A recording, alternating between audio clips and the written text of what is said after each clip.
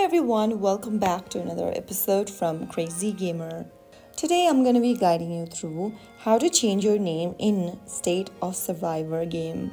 To change your name in State of Survivor, launch open the State of Survivor application on your device. And once you are in, go ahead and tap on your profile icon at the top left corner. From your profile section, tap on the name option at the top right. Tap on the pencil button right next to your current name. Now go ahead and create a new name you want to change to and click on the use button at the bottom. After you do that, you will be able to change your name. In order to change your name, you will usually need a name change card. So if you have it, you can simply change your name right away on your game. So that's how it's simply and easily done. If you found the video helpful, don't forget to like, share, and subscribe.